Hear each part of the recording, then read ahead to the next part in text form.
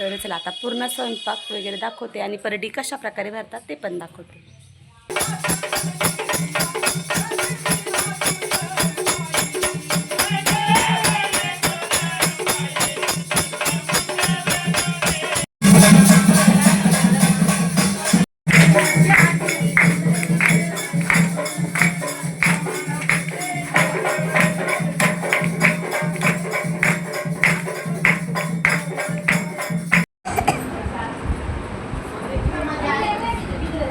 सगळ्या मैत्रिणींचं ताईंचं अगदी मनापासून स्वागत आहे आपल्या नवीन मराठी ब्लॉग चॅनलमध्ये. तर आता ना छान प्रकारे माझं दर्शन वगैरे झालेलं होतं आणि आता रूमवर चाललेलो होतो. परडीचा कार्यक्रम करायचा आहे, तर व्हिडिओ स्किप न करता बघत राहा. आईच्या ज्या मी घरी ना जिथे आलेलो आहे त्यांच्या घरी आलेली मी आणि मस्त चेंज वगैरे केलं, कारण आता घरामध्ये ना म्हणजे स्वयंपाक वगैरे बनवायचं आहे. तर मग तिकडंच रेडी छान मस्त बांगड्याही भरल्या. तुळजापूरमध्ये आल्यावर बांगड्या भराव्या लागतात, बांगड्याही भरल्या मस्तपैकी, आनंदीनेही भरलेल्या आहे. तर चला आता पूर्ण स्वयंपाक वगैरे दाखवते आणि परडी कशा प्रकारे भरतात ते पण दाखवते. मी आजीकडे आलो होतो, तर नेहमी त्यांचीच मदत मिळत असते. आम्ही वरती स्वयंपाक बनवतो ना रूममध्ये, तर मग त्या चटणी वगैरे दळण्यासाठी काही पण लागणार नाही तर त्यांच्याकडून घेतो आणि अशा प्रकारे पूर्ण आता स्वयंपाक बनवतो. नेहमी आम्ही इथे मुक्कामी येत असतो. तर बघू शकता आजीचा स्वभाव खूप छान आहे. त्यांच्या या सगळ्या सुनबाईन त्या इकडे ना तुळजापूरला आल्याच्या नंतर ना हे घर आमचं नेहमीचं म्हणजे एकदम घरगुती, दरवर्षी आलो का तेच थांबतो आणि हे तिथले जे काही पुजारी वगैरे असतात त्यांच्यामार्फतच आम्ही अभिषेक वगैरे करत असतो. तर त्या आईंचं घर आहे. तर त्यांच्या सुना वगैरे मस्तपैकी आज ना म्हणजे अमावस्या म्हटल्यानंतर दीपपूजन करायचं होतं, त्याच्यामुळे मग ते सगळे काही घरातले पितळीचे भांडी, त्याच्यानंतर दिवे वगैरे, देवांचे टाक वगैरे स्वच्छ करत होते. यात आईंच्या सुना आहेत. तर नेहमीप्रमाणे म्हणजे दरवर्षी आलो की आम्हाला ते नेहमी मदत करतात. म्हणजे आपण घरून जेवढं काही सामान आणतो तेवढं स्वयंपाकाचं तेवढं आम्ही स्वयंपाक वगैरे बनवतो. पण मग जिथे काही आपल्याला समजा काही लागलं काही गोष्टी तर मग त्या आम्हाला देत असतात. तर त्याच्यामुळे एकदम घरगुती पद्धतीने तर मग इथे आम्ही नेहमी येत असतो. तर बघू शकता आईच्या दोन्ही पण सुनांना मस्त टाक वगैरे घासत होत्या. आणि दीप अमावस्या म्हटल्यानंतर ना प्रत्येक घरोघरी आज दिवे वगैरे घासले जातात आणि देवांचे जे काही देवघर होतं ते आवरलं जातं. तर आईंचं पण घरी तेच काम चालू होतं, त्याच्यामुळे देवघर रिकामं होतं.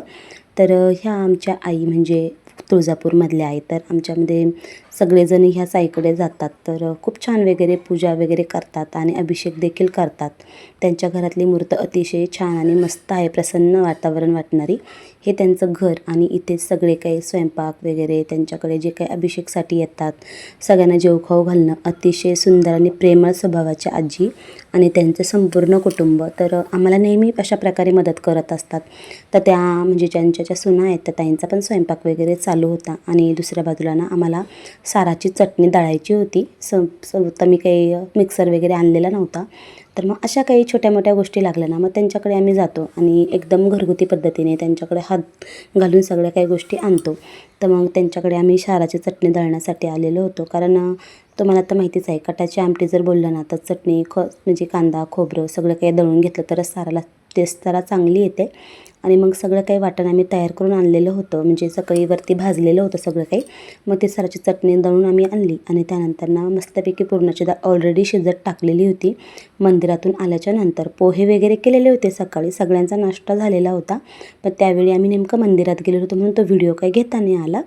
तर त्यानंतर ना बाकीच्या सगळ्या काही ज्या बायका होत्या ना प्रत्येकजण प्रत्येकाच्या पद्धतीने मदत करत होत्या, कारण गाडीमध्ये जवळजवळ 30 जणं होते. त्याच्यामुळे प्रत्येकजण प्रत्येकाच्या पद्धतीने मदत करत होते. मिस्टर मस्तपैकी पोह्यांचा नाश्ता करत होते मंदिरातून आल्याच्या नंतर.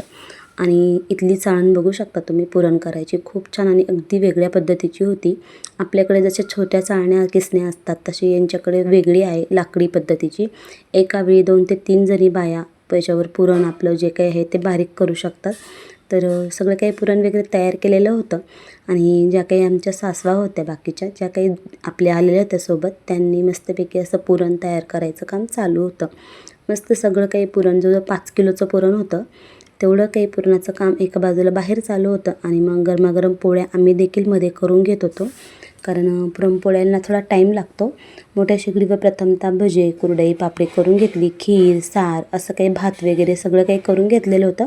आणि फायनली ना शेवटी मग पोळ्या करायच्या होत्या. तर बघू शकता कुरडई पापडी वगैरे सगळ्या काही प्लास्टिकच्या पिशवीमध्ये पॅक करून घेतल्या आणि मग सगळ्या काही पोळ्या करून घेतल्या.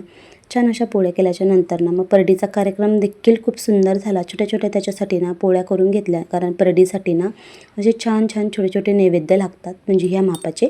मी तेच करून घेत होते. सार, खीर, भात, कुरडई पापडी सगळं काही तळून बाजूला ठेवलेलं होतं. बघू शकता अतिशय सुंदर आणि मस्त असा बाहेर आल्याच्यानंतर स्वयंपाक वगैरे झालेला होता. कुठलीही अडचण आली नाही स्वयंपाकाच्या बाबतीत. आणि त्यानंतर आता ना परडी भरण्याचं काम चालू होतं. छान असे मस्त देवीचे गाणे आणि मध्ये परडीचा कार्यक्रम चालू होता. परडी भरायचं काम चालू होतं. त्याच्यामध्ये हरभऱ्याची डाळ, गूळ, मीठ, त्याच्यानंतर आपल्या हिरव्या मिरच्या, लसूण, कांदे आणि सगळ्यात महत्त्वाचं म्हणजे जाडं मीठ आणि पीठ, असं काही मिठापिठाने गुळाने ही परडी भरली जाते. तर इथली हीच खासियत आहे की ही परडी भरायचं महत्त्व अगदी वेगळं आहे. तुळजापूरच्या आईला जोगवा मागायला लागतो आणि परडी भरायला लागते, असं ह्या आईचं एक वेगळं असं काही असतं. त्याच्यामुळे मग आईला परडी भरल्याशिवाय आईचं सगळं काही आपलं दर्शन वगैरे अपुरं होतं. तर परडी भरण्याकरताच आम्ही आलेलो होतो. खास आमची कुलस्वामिनी आहे, त्याच्यामुळे आम्ही दरवर्षी इथे परडी भरण्यासाठी आणि अभिषेक करण्यासाठी दरवर्षी येतो. तर प्रत्येक वर्ष, एक वर्ष ताई दाजी, एक वर्ष सासरे, एक वर्ष आम्ही येत असतो.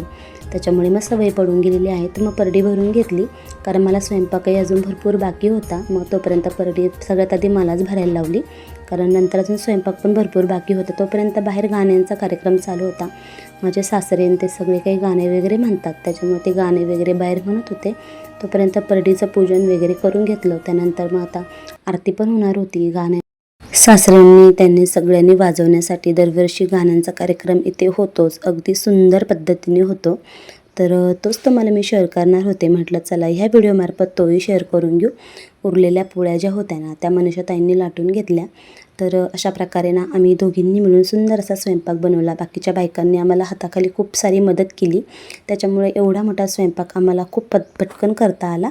त्यानंतर मग आरती चालू झालेली होती. तर बघू शकता सगळेजण जोडीने आरती वगैरे घेत होते. असा काही आपला तुळजापूरमध्ये होणारा कार्यक्रम खूप छान आणि अगदी मस्त झाला. सकाळपासून आम्ही सगळ्या काही स्वयंपाकाला लागलेल्या होतो आणि परडीचे जे नैवेद्य होते ते देखील तयार करून घेतलेले होते. त्या परडी आता झाकून ठेवल्या जातात. परडी भरल्याच्या नंतर एखादा ब्लाऊज पीस असतो ना त्याने झाकून ठेवतात आणि मग आरती केली जाते.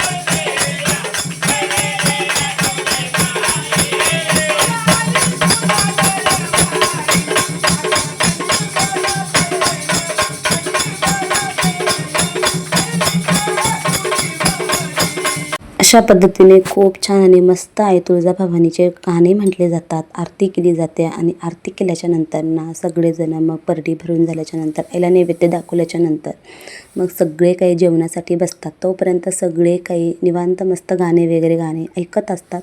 अशा प्रकारचा हा परडीचा कार्यक्रम खूप छान आणि मंत्रमुग्ध करणारा असतो.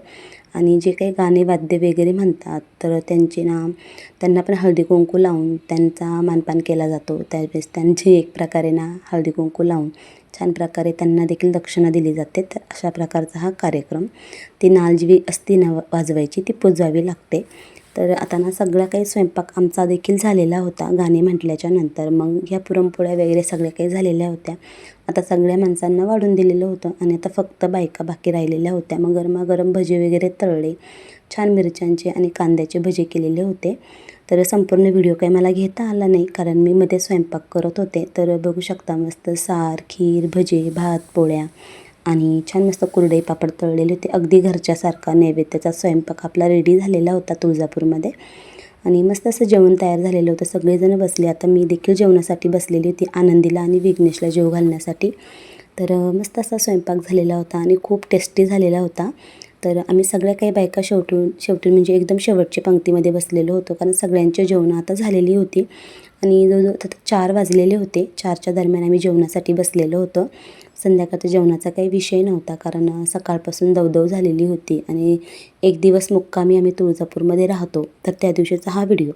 आता संध्याकाळी आम्ही निघालेलो होतो तुळजापूर पूर्ण फिरण्यासाठी कारण मुलांना पण थोडं घ्यायचं होतं खेळणी वगैरे आणि घरच्यांसाठी पण प्रसाद वगैरे काही घ्यायचं होतं. सायंकाळी चाललो आहे आम्ही मंदिराकडं मस्त दर्शन करायला कारण सगळं काय आवरलं आहे घरातलं, म्हणजे तिथलं खाणं पिणं वगैरे सगळं काय आवडलं परडीचं. आणि आता चाललो आहे, मुलांना थोडी शॉपिंग करायची आहे आणि मंदिरात पण पुन्हा जायचं आहे.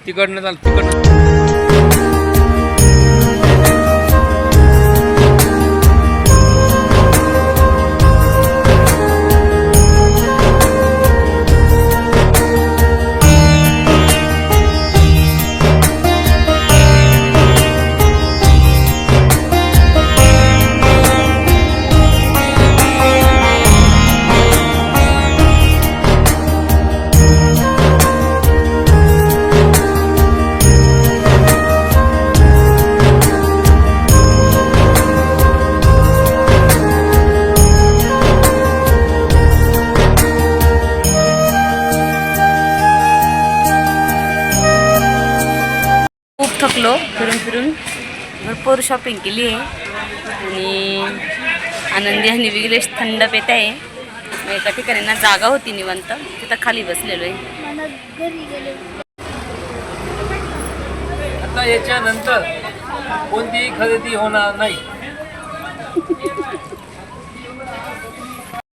मिस्टर दरवेळेस भाडं घेऊन येत असतात, त्याच्यामुळे तुळजापूर पंढरपूर त्यांना अगदी सोपं आहे येण्यासाठी. दरवेळेस येत असतात म्हणून ते ह्यावेळेस खूप थकले होते आमच्यासोबत कारण आपण वर्षातून एकदा येतो आखाडात. त्याच्यामुळे मग देवीचं दर्शन सगळं काही खरेदी वगैरे संध्याकाळी मी निवांत करत असते.